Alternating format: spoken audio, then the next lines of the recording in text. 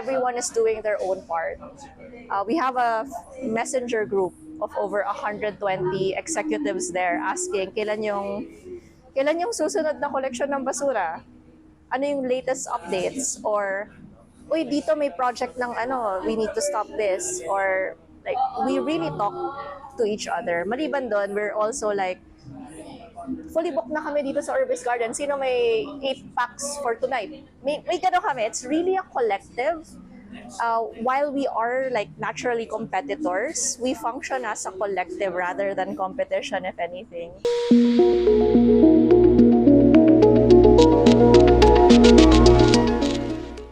The San Juan Resort Restaurant Hotel Association is a business organization comprised of multiple business owners. We do everything from lobbying to executing technically what we need to do to maintain a business. 3 things that our role is this includes like advocacy, collaboration, and continuous relationship management with our local government units and our business partners as well as the community. Being a part of a business organization like ours helps you represent your business when it comes to policy making. That's number 1. Number 2, it's also a mediation if certain policies are inapplicable to your current situation. So that's why we have, if you've noticed, we really have a close relationship with our local government unit partners. There have been a lot of times where we need to negotiate, renegotiate, or actually plan out the working process for something as basic as solid waste management. So as of now, like, the Philippines is a developing country. So even the solid waste management is developing. So what the DENR says, yung guidelines, not all of them are applicable. It's still up for the translation of your local government unit. Now, how the local government unit translated needs to have like grassroots consultancy. So with any project of the government, merong mga public consultation na tinatawag. And this is where you come up with the actual application-based plan. And that's where business organizations like ours come in. Besides lobbying and being part of the process of creating programs with our government partners, it's also policing our business owners and providing them with options. So for example, one of the services that we need is siphoning services for wastewater or junk shops. Usually kasi the government here in the Philippines, it's all going to landfill. The more advanced programs like Marikina and Quezon City, they have already a system in place where they have business owners na service providers of specifically PET bottle recycling or foil, yung single-use na foils. And they have this process. Here in La Union, it's still new. So right now, we still, yung sure lang na recyclable is PET bottles.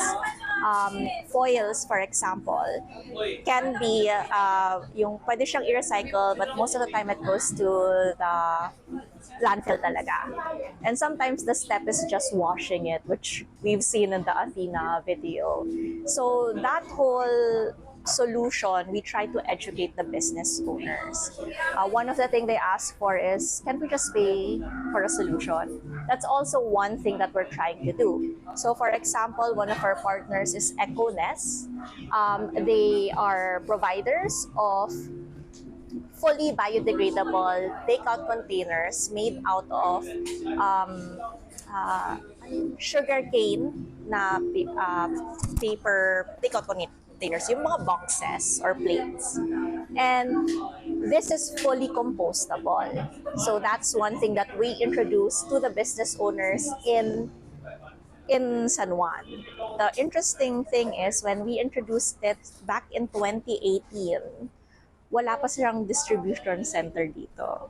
But during 2018, 2019, 2020, all of the business owners were buying from this supplier who invented this takeout container na fully biodegradable. Ngayon may distribution na siya sa San Fernando.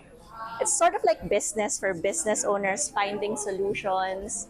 And then that's just one, takeout containers pa lang yun. The government, through our lobbying, gives you mga seals that you have to apply for. We also push for each other's events, especially if it's particularly on sustainability. Incentive financially, wala masyado, but support, yun yung pinaka-incentive nila. If they're wondering how, if they need a supplier, that's where we come in. So far, yun naman yung maganda kasi everyone is doing their own part. We have a messenger group of over 120 executives there asking kailan yung susunod na collection ng basura?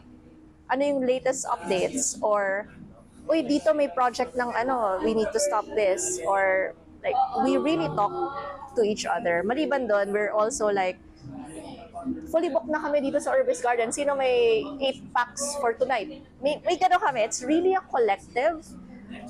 While we are like naturally competitors, we function as a collective rather than competition, if anything. Other thing that's good about being a member of business organizations like this is we are closely affiliated with DOT Region 1, local government, and the province. So when it comes to trainings, I guess the main incentives is you get free trainings, sometimes even free mandatory trainings that cost money, like sabay-sabay kami nag-pollution control officer training, which is a mandatory requirement for DENR if you have a business on the beach. We have safety officer training, Red Cross training.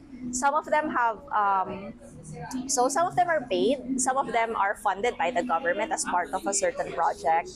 But when it is paid, it's usually at a lower price. So kami na yung nag-organize din nun. We started with like 11 business owners, and it has always been like that. Initially, our purpose back in 2014 is bring La Union, San Juan La Union, to the tourism map. And by 2014, 2015, with like other establishments coming in providing different experiences, na-achieve na namin yung marketing. So we are on the map. Right now, what we are looking at is sustainability, meaning how do we prolong our business? How do we prolong our lives here in San Juan? And that involves adjustments to your business operations.